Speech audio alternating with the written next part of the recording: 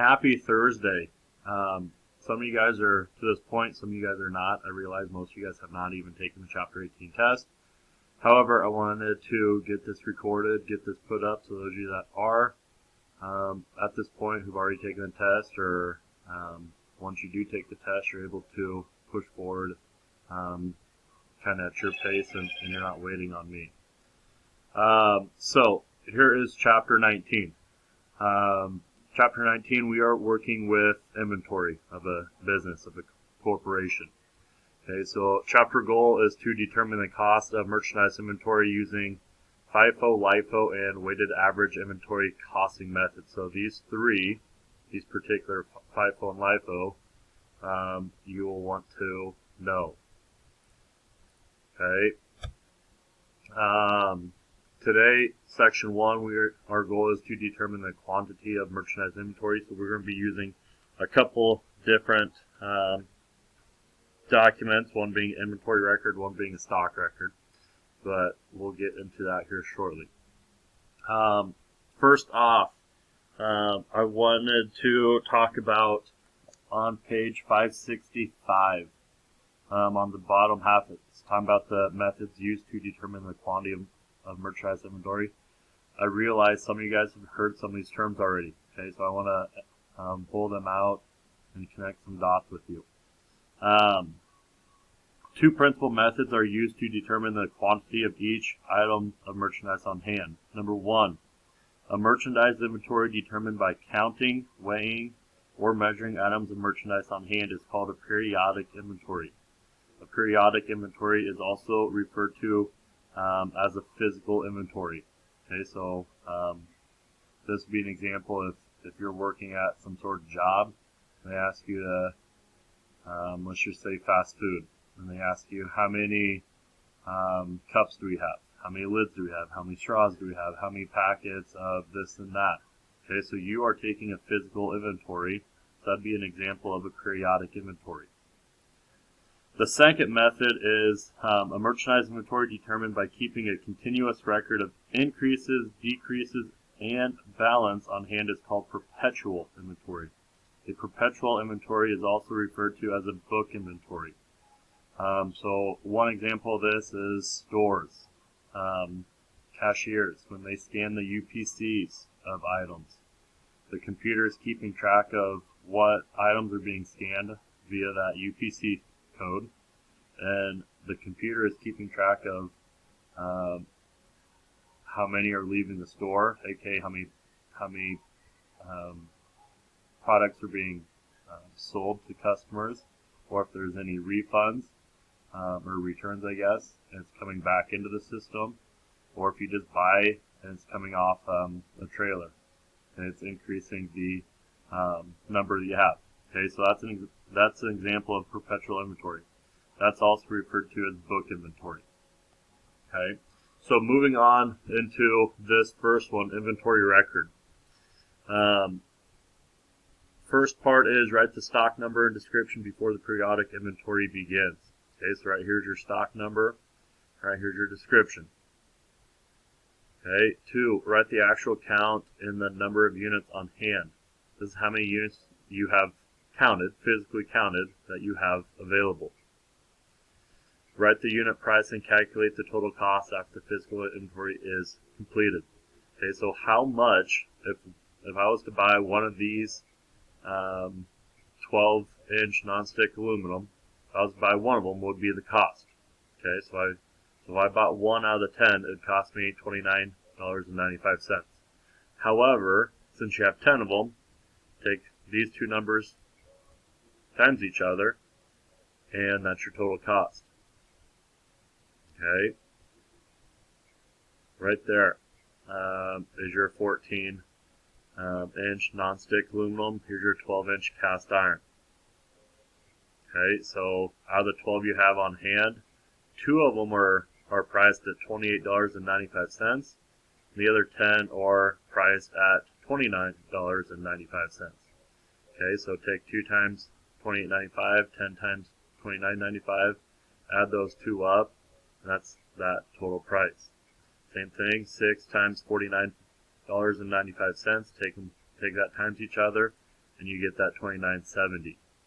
Then all you have to do is add this is your running total. So add these all up, your total cost, your $299.5, $357.4, and $299.7. Add those numbers up. Obviously there's more that's missing, okay? But this would be your running total, okay? Obviously these don't add up to 3,000, but there's more down here that's not shown. That's just an example, okay? So that is an inventory record. Next, we're going to be working with a stock record. A stock record, on the left-hand side, you have the side when you are buying things or when it increases, that product increases, you get more. And then on the right-hand side, you have decreases, so when you do sell those products, it's showing that customers are buying. And on the very far right, that's your balance. Okay, so in this example, the description's a 14-inch cast iron skillet. Here's your stock number. Reorder. How many are you going to reorder each time? Okay, right here, that's why it's 20. That's 20. Each time you put in an order, you're ordering 20 right there. Minimum is 10. So what that's saying is whenever this balance is at 10 or below, it's going to order 20 more. And then here's where it's located at, whether it's in the back room or out on the sales floor. Okay, so one, your purchase info. Okay, so when you do buy the product, here's your info. This is your purchase order. Your purchase invoice number is how much you bought. Two, that's your sales info.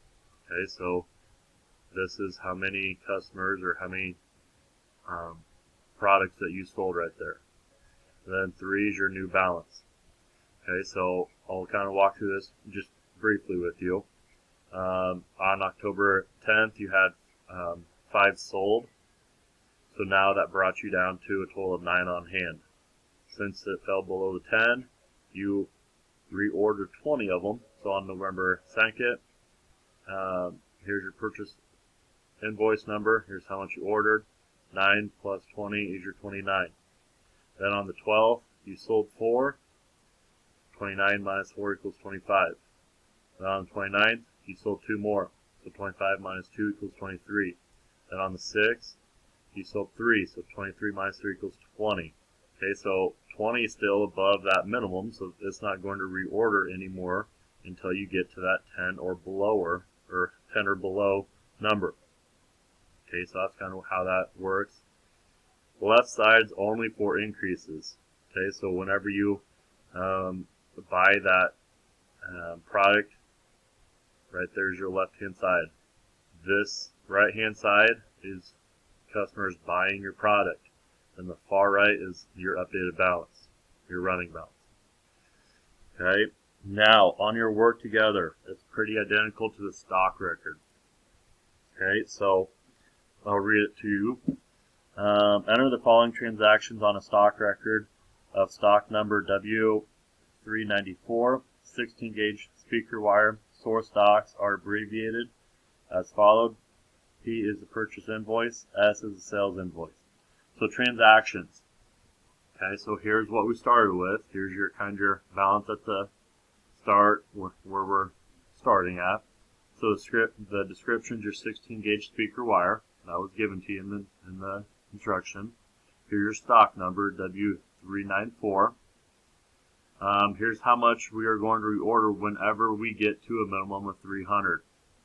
Okay, so right here's our reorder, here's our minimum. Then here's where it's located. Okay, so bin T37 tells me it's in the back room. Okay, so on September 15th, you sold 150, and that left you with 400. Now here's where we pick up at. On October 3rd, you sold 250 feet of the speaker wire. Okay, so right here is October 3rd.